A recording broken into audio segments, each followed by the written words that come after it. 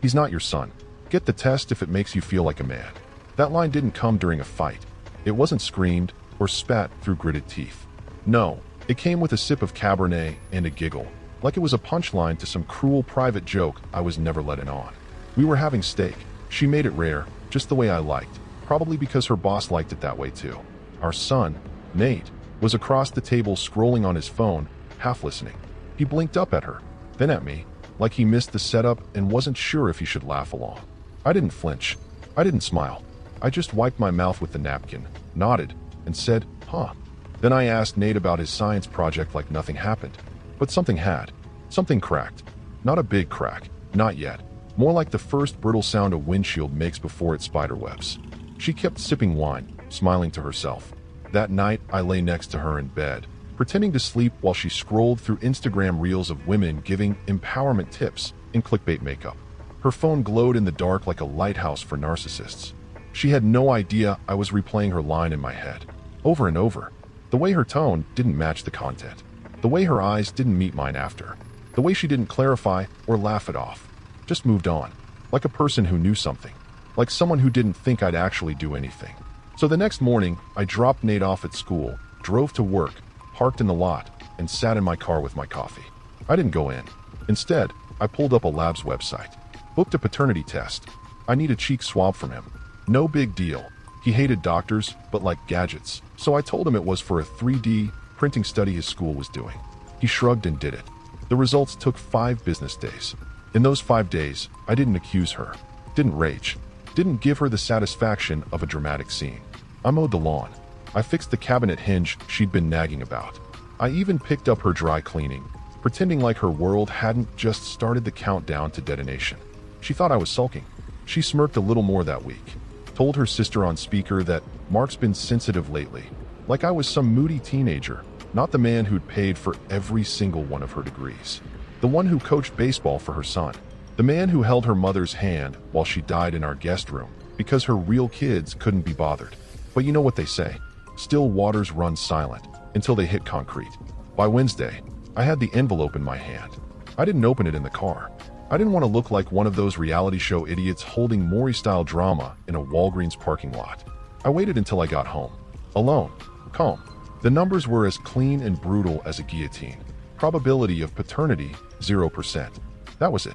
16 years of diapers, tutoring, ER visits, freezing football games, nights I stayed up building model volcanoes because she was too tired from work. It all dissolved into that decimal. 0.00. Like I was some placeholder in a life someone else secretly authored. But here's the thing about finding the truth. It doesn't hurt. Not really. Not if you know what to do with it. So I didn't rage. I didn't cry. I didn't even pour a drink. I made a folder. In it, I put the test results. A scanned copy of Nate's birth certificate. And something else. Something I'd been sitting on without realizing it. A photo from 2 years ago at a neighborhood barbecue. Her boss had stopped by with his family. In the photo, his son is standing next to mine. Same jawline, same crooked smile, same cowlick that no barber could tame. They even held their sodas the same weird way, with the thumb on top like it was a beer can. It should have felt like heartbreak, but it didn't. It felt like clarity, like a puzzle clicking into place. That was the night I knew. This wasn't just an affair. This was choreographed. Years of lies, gaslighting, probably inside jokes between them while I sat there grilling ribs like an idiot. So I made a second folder, this one digital. Labeled it custody and cause. And if you've made it this far into the story, you're probably one of the 90% of folks who listen but never subscribe. Go ahead, hit that button. It lets my team know you're paying attention. And trust me, they work overtime making sure stories like this don't pull any punches. Anyway, that was day 1. She thought the joke at dinner landed. She had no idea it triggered something she'd never be able to walk back. The email came in at 9:41 a.m. Subject line, paternity results available. I stared at it for 5 minutes before clicking. It was one of those cold clinical PDFs. No drama, no human voice. Just sterile numbers and a percentage. Probability of paternity, 0%. I read it once, then again, then a third time, like maybe if I squinted, a decimal might move. It didn't. I didn't punch a wall, didn't scream. I didn't even shut the laptop. I just sat back and stared at the screen, listening to the soft hum of the office printer across the hallway like it was the countdown clock on a bomb I'd already disarmed. It's strange what disgust can feel like when it's clean. Not raw or noisy, but precise. Like someone slid a knife between my ribs while I was too busy making them dinner.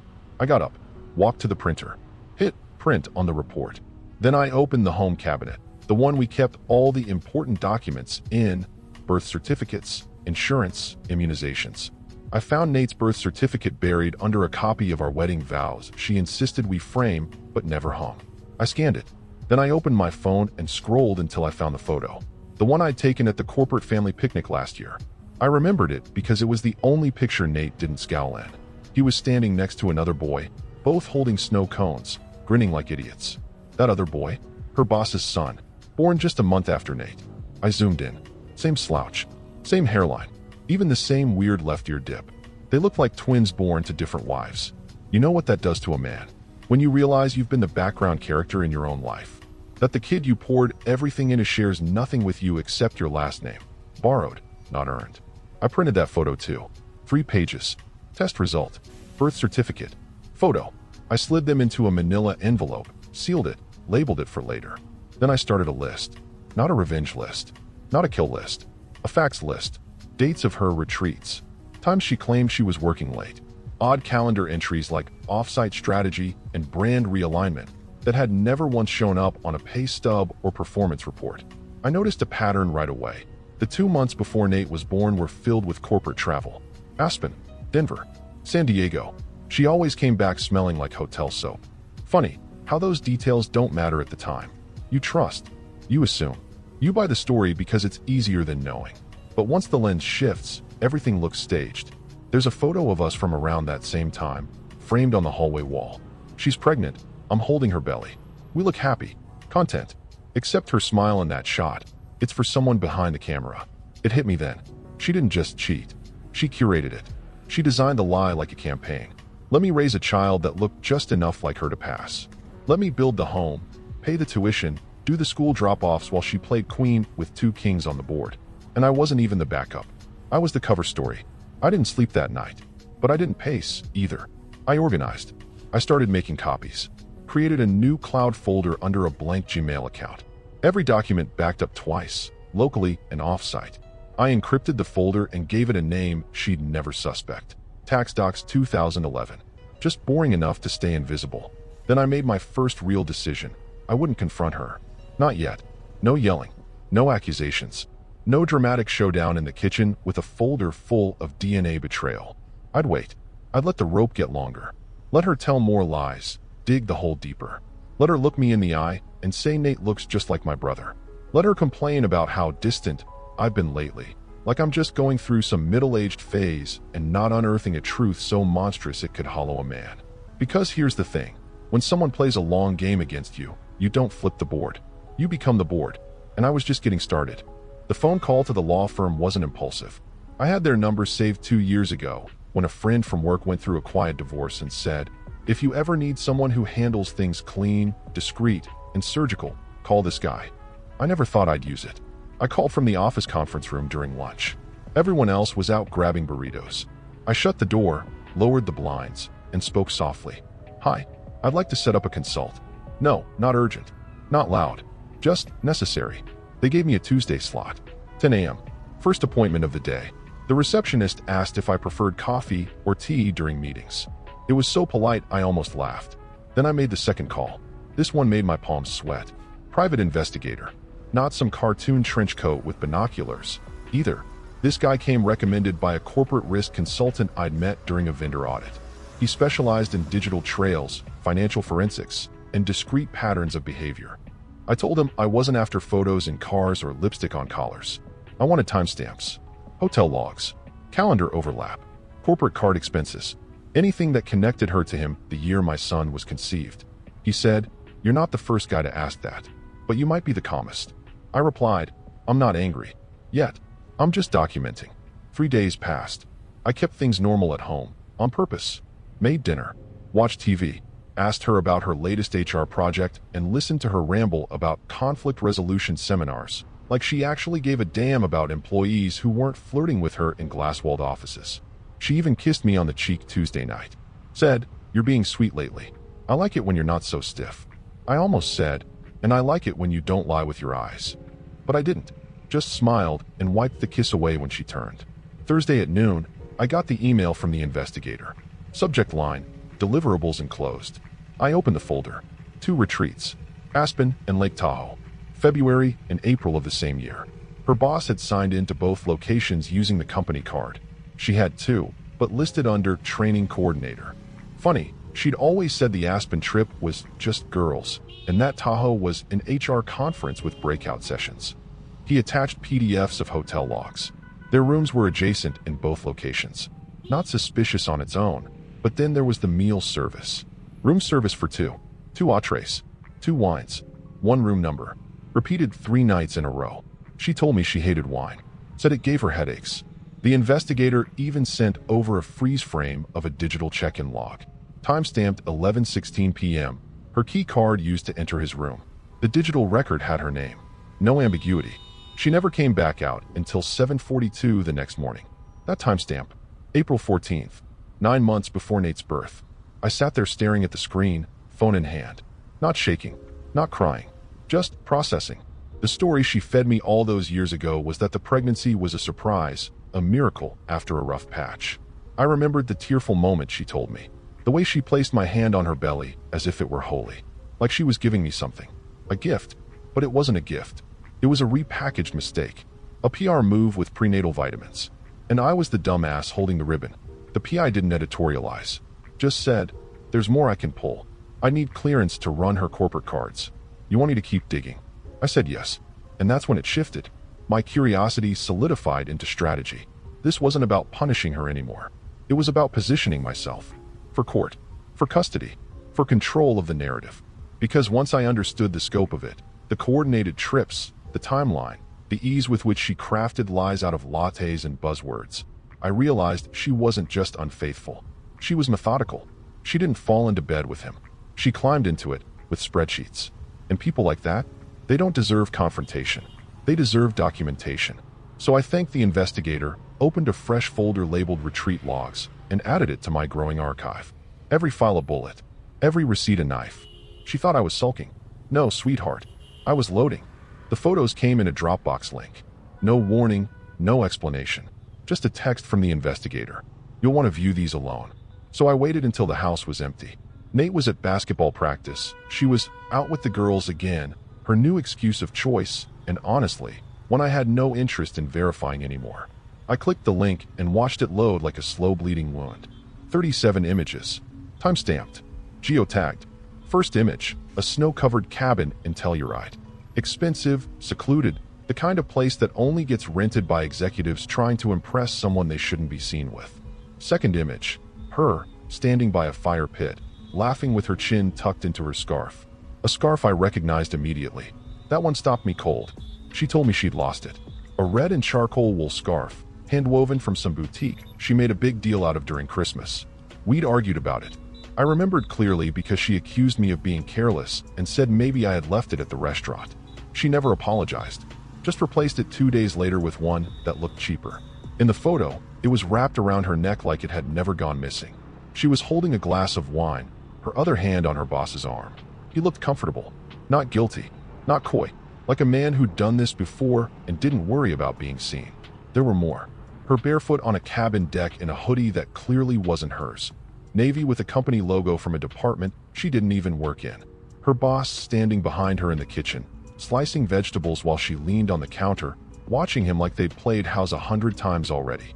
One shot, clearly taken from a motion sensor cam above the front door, showed her walking out early morning in leggings and that hoodie, brushing snow off her boots with a hairbrush. None of it was pornographic. None of it showed anything you could point to in court and scream affair, with capital letters. But it didn't need to. It showed domesticity, familiarity, proximity, the kind of body language that only grows in secrecy. There was even a note in the metadata on one set, digital timestamp, April 16th, 10:03 a.m. She told me she was in Chicago that weekend, attending a compliance training. I remember because I covered for her when Nate got food poisoning at school and puked on my shoes. She didn't pick up her phone once that day. Said she was in sessions. Right. Session. Singular. I saved every photo, scanned them for duplicates, checked the timestamps, created subfolders by trip. There were 2 main trips total. One in the spring, one in early fall. Both to Colorado. Both on company time. And both suspiciously aligned with the months she was too tired for intimacy at home. I opened the folder I'd started earlier, Custody and Cause. Dragged and dropped everything in. Then renamed the new folder. Visual Confirmations. Telluride/Twin Pines. She came home that night like nothing happened. Hugged Nate. Laughed at something on her phone. Kissed me on the cheek and asked if we could go hiking that weekend. Hiking. She hates hiking. I said sure. Sounds nice. She beamed. I watched her cross the kitchen in the leggings I'd folded yesterday, and all I could think was, how long had she been doing this dance? How many other lies had she told? How much of our life was actually mine? But even in that moment, even as grief curled inside me like a sleeping dog about to wake up starving, I didn't confront her. Because now I wasn't grieving anymore. I was measuring. Every image was weight. Every lie a tool. And I was building something precise. Not a scene. Not a shouting match. A case. And when it was time to show it to her, I wouldn't raise my voice. I'd just open the folder, point, and watch her drown in her own reflection. The email wasn't sent in anger. It wasn't typed in a rush with trembling hands or between gulps of whiskey like in some movie scene. No, it was written the same way I used to fill out annual budget reviews. Calm, methodical, and brutally impersonal. Subject, timeline clarification. Body, hi Dana. Apologies for reaching out this way. I believe there may be a misunderstanding involving some overlapping travel dates.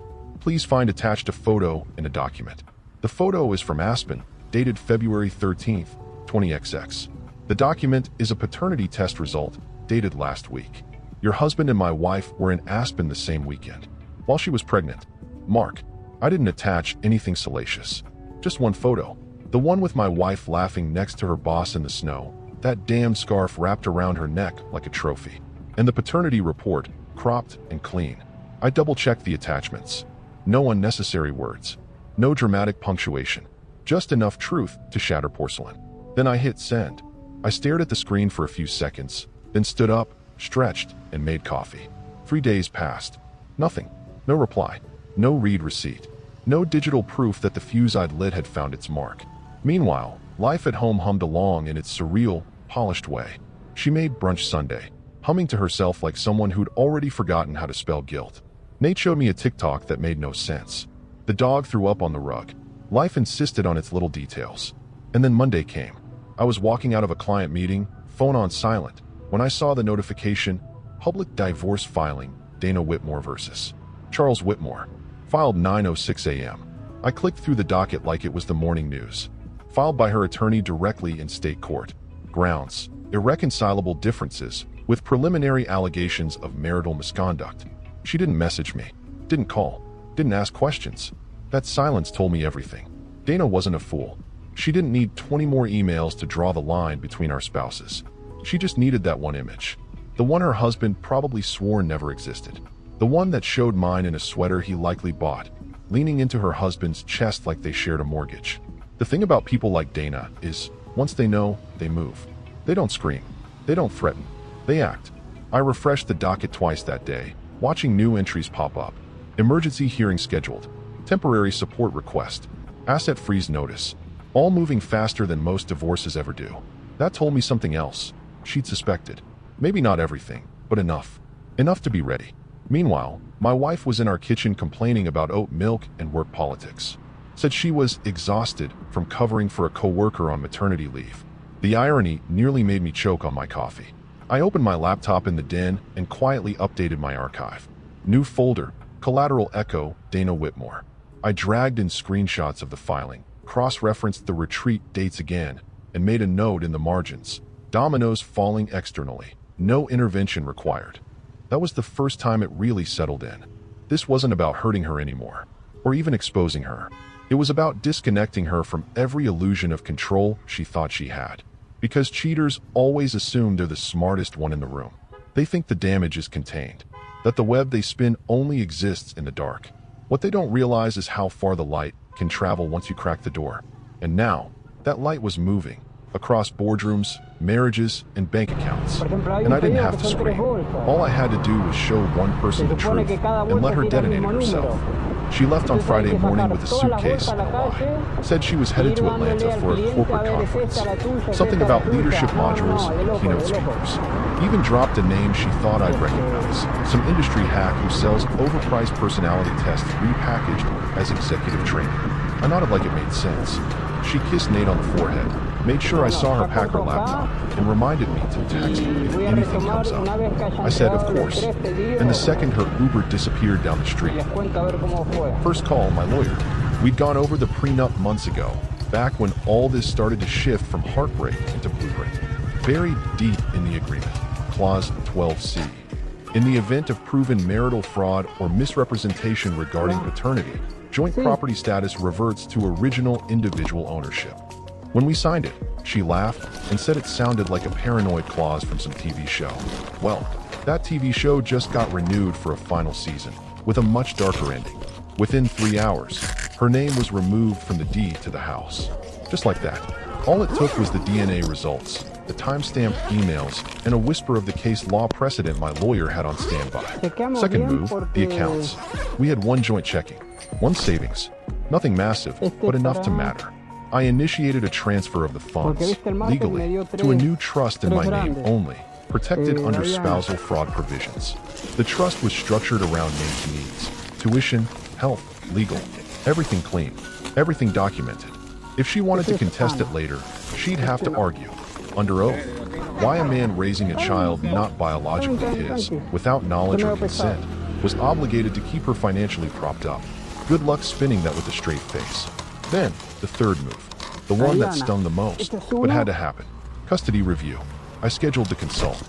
Filed under emergency grounds. Misrepresentation of paternity and manipulation of parental identity. It wasn't about revenge. I wasn't even looking to sever ties between Nate and his mother, but I was making sure that if she tried to pull the we'll co-parent like adults card after the mom went off. The court already had my receipts in hand. By Saturday morning, all 3 operations were finalized. Not theoretical, not pending, finalized. I even changed the house alarm codes and revoked her access to the shared Dropbox. Then I went upstairs to her home office. She had one of those converted sunrooms she called her inspiration space. Books arranged by color, fake succulents she insisted were real, a corkboard filled with sticky notes that said things like lead with light and strong women fix crowns. I locked the door, changed the Wi-Fi password while I was at it, and when I was done, I sat in the kitchen, made myself a sandwich, and watched a home improvement show on mute like it was the most normal day in the world. Nate got back from his friend's house around 6. I helped him with homework. We made microwave popcorn and watched a movie. He didn't notice anything had changed. And that was the goal, because I wasn't about to turn this into a house of yelling. I wasn't going to let her lies corrupt the calm. I was going to preserve it. By the time Sunday night rolled around, I'd washed the dishes, set the alarm, and even left a little bouquet of sunflowers in the kitchen, her favorite. She walked in around 9:30, still in heels, still playing the role, dropped her bag, kicked off her shoes, and gave me that smile she reserved for moments when she needed to crease off in something. Long weekend, she said, heading toward her office. She tried the doorknob. Locked. She frowned, rattled it. Did you lock my office? I sipped my tea. No, just changed the locks. She turned. Excuse me. I shrugged. Trust issue. Nothing major. That was the moment something shifted in her eyes. Just the flicker of a question she didn't want to ask. Her instincts finally catching up to the game she didn't realize she was losing. She stared at me, half laughing. What's going on? I looked back at her, steady. Let's just say while you were out learning about leadership, I was busy applying it. She didn't speak, just stood there, barefoot on the tile, realizing the locks weren't the only thing that had changed. The house felt different now, because it wasn't hers anymore. Monday morning hit like a guillotine, but not for me. I was at home, sipping a fresh mug of black coffee, watching Nate eat cereal like it was any other week. Calm, steady, detached. Meanwhile, across town, the man who helped script the biggest betrayal of my life was walking into his own ambush, tailor-made with a signature he never saw coming. It started at 8:47 a.m. Charles Whitmore, Executive VP of Strategic Operations, revered by his staff for decisive leadership and charisma under pressure, was stopped at the front desk of his own office. Security handed him a white envelope, not the usual inter-office memo or vendor contract. It was thick, Legal weight paper, stamped from a high-tier family law firm with a reputation for high-net-worth divorces. Inside, summons and complaint for divorce, filed by Dana Whitmore. He was being sued, publicly, strategically, and worse, preparedly. But the real show was waiting in the conference room. He walked in, confused, envelope still in hand. HR had told him there was a compliance matter that needed urgent review.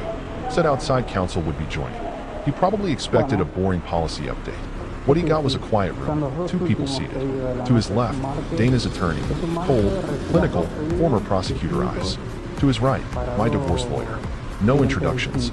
Just a manila folder slid across the table like a trapdoor opening. He flipped it open. First photo, my wife in the cabin, scarf looped loose, wine glass in hand. Second, a hotel log from Telluride with both their names checked and under executive training. Third, the paternity results. Bolded, underlined, highlighted. Probability of paternity, 0%. Attached was a 1-paragraph affidavit from the lab's director and a calendar breakdown of every trip my wife took overlapping with his known corporate travel. The file ended with a single email, an internal one he sent to his assistant about booking Aspen again. Same layout, less obvious this time. He looked up, lips pale. Dana's attorney leaned forward and said, "You have 10 minutes. After that, we go to court." My lawyer didn't speak, just folded his hands and watched him crumble. Back at home, my phone buzzed. Unknown number. I answered, curious. "Why the hell is your divorce attorney sitting in my office?" The voice barked. I didn't respond right away. Just let the silence do what it does best, expose everything. "Charles," I said calmly, "you've got a lot of questions, but I'm only going to give you one answer." He waited. "You thought this was about her. It's not." He paused. "Then what the hell is this about?" I smiled, not that he could see it. "It's about systems, Charles. You created one. I just learned how to use it better than you." He went quiet. You could hear the moment it sank in. This wasn't a man flying off the handle over a betrayal. This was a man strategizing every beat of a takedown. And Charles, who had always thrived on control, had just realized he wasn't the architect anymore. "You planned this," he finally said. "No," I replied. "You did. I just finished your outline." He hung up. 10 minutes later, my lawyer texted me. He folded. No response to the filing. Dana's team will proceed uncontested. That meant full asset audit, public court record, discovery phase. And trust me, there was plenty to discover. The funniest part? He still had to go back to his office afterward, sit in front of his employees, pretend he hadn't just been handed a printed playbook of his worst secrets. Reputation is a fragile currency in executive circles. It doesn't explode. It erodes. Quietly, effectively, and with a precision that HR can't fix. And I didn't have to leak a thing. All I did was send 2 attorneys to a room and let proof do the talking. She came in like a storm that lost the map. Hair wild, jacket half off, keys dropped somewhere between the car and the hallway. Her heels were still on, but barely. One strap hanging, the other unbuckled. I was sitting in the den, calm, reading a report I'd already memorized 3 hours ago just to pass the time. She didn't greet me. Didn't ask how my day was. She stood in the doorway, eyes bloodshot from what I assumed was a panic cry behind the wheel, and screamed. "What the hell did you do?" I didn't look up, just reached to my right, picked up the folder I'd labeled disclosures, full, and held it out like I was offering her a menu. She didn't take it. She stared like she expected me to explain something, like I owed her a monologue. I set the folder down on the coffee table instead, gently, right on top of the Pottery Barn catalog she'd circled months ago. She wanted new bar stools. Funny, that catalog would outlast her place in this house. She finally walked over and opened it. Page 1, the paternity test. Page 2, the first hotel log. Page 3, a side-by-side of Nate and her boss's son, taken 2 summers ago at a pool party she swore she didn't want to attend. Turns out, she had other reasons to be distracted that day. Page 4 and beyond. Screenshots of messages she thought she deleted. Her travel itinerary pulled from synced cloud data, company records, card statements, TSA pre-check logs, even a calendar invite she once claimed didn't exist. It did. I'd printed it on ivory linen paper just to piss her off. She flipped, flipped, flipped, and then stopped. I waited for it. Rage, denial, bargaining. Maybe that laugh she does when she's about to lie through her teeth and pretend it's just a misunderstanding. Instead, she sat. Just sat. Like her knees buckled beneath the weight of the evidence, and there was no floor left to stand on. "I don't understand," she whispered. I stood, walked past her toward the kitchen, poured myself a glass of water. Then I came back, leaned against the entryway wall, and said, "You thought I'd scream. You thought I'd throw things. You thought I'd cry, beg, maybe get drunk and disappear for a weekend." She didn't respond. I nodded at the folder. "You made a mess. I just made sure the paperwork was clean." Her hand went to her mouth, fingers trembling. She wasn't crying. Not yet. Her eyes were darting now, connecting dots, realizing timelines, probably even remembering phrases she thought were harmless at the time, remembering the joke at dinner, the scarf, the weekends she said she was too tired to call, realizing I hadn't been blind, I'd just been patient. That's when the collapse started. Not loud, not theatrical, just slumped shoulders, a breath that caught in her chest and refused to come out. You hacked my email?" "No," I said. "You used our shared Wi-Fi, and your password was our anniversary. I remembered it. You clearly didn't." She winced like I'd slapped her, but I hadn't touched her. And I wouldn't. Not now. She closed the folder halfway, as if that might shut the contents inside, might make it not real. I didn't mean for it to get this far. That line, that pathetic, wheezing, stupid line. I took one slow step forward, not to threaten, just to correct. It didn't get this far. You brought it here. One reservation at a time. One lie at a time. One late night with someone else's husband at a time. Silence. Her face had gone white, except for the eyes, red, tired, drowning. "You're destroying everything," she whispered. "No," I said. "I'm just documenting the demolition. You were the architect."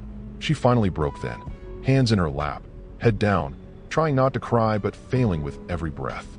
The sound was small, almost nothing. The sound of someone watching the trapdoor swing open beneath them and realizing they'd pulled the lever themselves. I left her there, in the den, next to a folder she couldn't close and a life she'd made unlivable. Dinner was in the oven. Nate was upstairs, headphones on, oblivious to the quiet extinction of our marriage one floor below. And as I walked away, her voice, small, shaking, followed. "Can we talk about this?" I didn't stop, didn't turn, just said, "That's what the last 16 years were for. This is the part where we don't talk."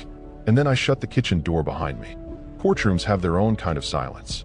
It's not the quiet of peace or reflection. It's clinical, procedural, like a vacuum waiting to be filled with consequences. She walked in wearing a navy dress I hadn't seen in years, probably saved for interviews and manipulations. Her hair was pinned back too tight. Her posture screamed reasonable woman wronged by circumstances. But her eyes gave her away. Red at the edges, sleepless, like someone who rehearsed a speech only to realize the audience came with a transcript. Her attorney, some boutique firm darling with a resume full of TED Talks and self-righteous blog posts, stood beside her, clutching a binder too clean to be useful. He tried to reach out the week before with a vague settlement offer. We didn't respond. The bailiff called us in. Family court, Division C. No jury, just the judge, a clerk, a court reporter, and the quiet air of judgment sharpened over years of domestic disaster. My lawyer stood tall, calm. He didn't wear flashy suits, just a charcoal one. No cufflinks. But the documents he carried? Surgical. The judge, gray-haired, sharp-eyed, bored until she wasn't, called the session to order. Open the file. Read the headers. When she reached the paternity results, she stopped reading aloud. She read them silently, twice. Then she looked up over her glasses and said, flatly, "Counselor, this report is current?" My lawyer nodded. "Last month, Your Honor. Verified by 2 independent labs." She turned to the opposing counsel. "And your client confirms she never disclosed this to her husband?" The other lawyer tried to speak, but she raised a hand. "Let me rephrase. Did she ever inform him that there was a possibility the child was not his, biologically?" No answer. Silence. The judge exhaled once, then said the words I'd memorized in statutes, but never thought I'd hear spoken. "This court views the deliberate concealment of paternity as fraud against the marital estate." She didn't raise her voice. She didn't need to. My ex. Yes, I'd already stopped thinking of her by name. Shifted in her seat like the cushion had turned to stone. Her lawyer leaned over, whispered something, probably advising her to keep quiet. But the damage had already been admitted, in omission. Then came the ruling. Custody? Granted to me. Sole legal and residential. She'd get visitation. Supervised, pending a counselor's report. Assets? We had a prenup, sure. But the clause regarding fraud had been vague, until the judge invoked intent to mislead under the guise of familial trust. Split was adjusted. 90 out of 10. Not 50/50ths. Not even 70/30ths. 90. To me. 10. To the woman who once told her friends at brunch that men just don't understand emotional labor. The judge stood. Gavel didn't even come down. Just a nod to the clerk and a muttered adjourned. I didn't look at her as I walked out. Didn't give her the courtesy of eye contact.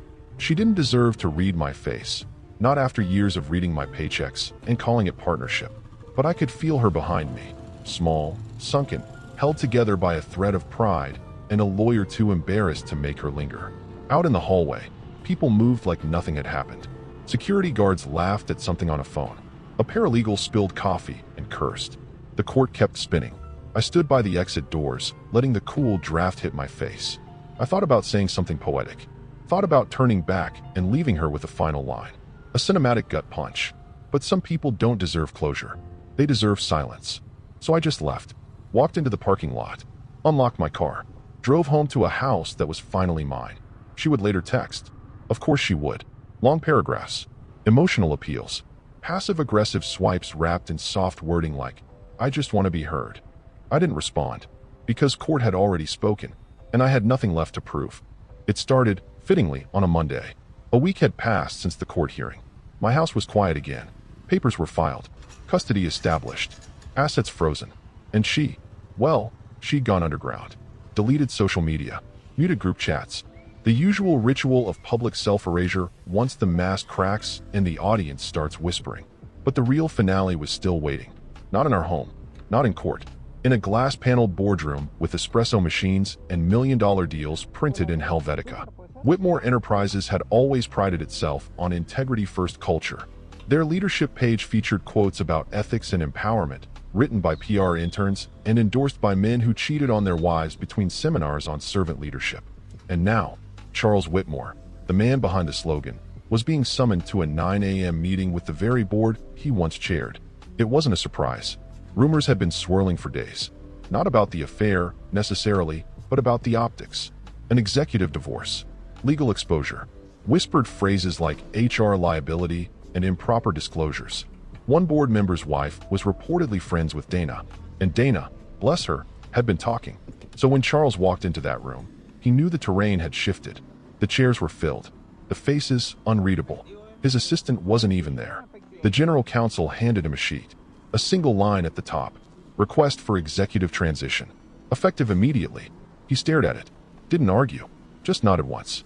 As if he finally understood the trap he'd walked into wasn't set in court. It was set in reputation, and he'd lost the leverage to fake his way through it. They gave him 2 hours to vacate. In his office, the walls still had framed awards. Post photos from company retreats. A golf trophy he hadn't won fairly. He began packing them, slowly, like each item was evidence of a life unraveling. But there was one thing on his desk he hadn't left there. An envelope. Unmarked. Cream-colored. No postage. Inside, a printed resignation letter. Not his. Hers. My wife's name signed at the bottom. Dated. Addressed to the board of directors. The language was corporate, precise. The kind of letter you write when you don't want to beg, but you know begging is coming. And in the top right corner, in faint pencil, was the name of my attorney. Charles stared at it for a long time. The betrayal wasn't in the letter. It was in how easily I'd gotten it. How quiet the move had been. No press. No leaks. Just an envelope. Waiting. He picked up his phone. Dial my number. I was in the driveway, watching Nate shoot hoops, when it rang. I saw the name. I answered. There was a pause. Not tension. Just surrender. I underestimated you, he said. I let that hang. Then replied, steady. I didn't do anything, Charles. You just married the wrong kind of silence. Click. No goodbye. No threats. No pleading. Just the sound of a man realizing the empire he helped build had no walls. No moat. No allies. Because here's the truth. You can plan affairs with hotel keys and excuses. You can lie to spouses, to kids, to colleagues. You can even lie to yourself. But you can't lie to outcomes. And when silence turns strategic, when the man you mocked for being too passive learns how to weaponize stillness, there's no fire alarm loud enough to stop the burn. So yes, he packed his box. Yes, she lost the house, the custody, the version of herself she curated with hashtags and filtered brunch photos. And yes, I walked away. Not angry, not vindicated, just done. And in that kind of ending, there are no credits, just consequences.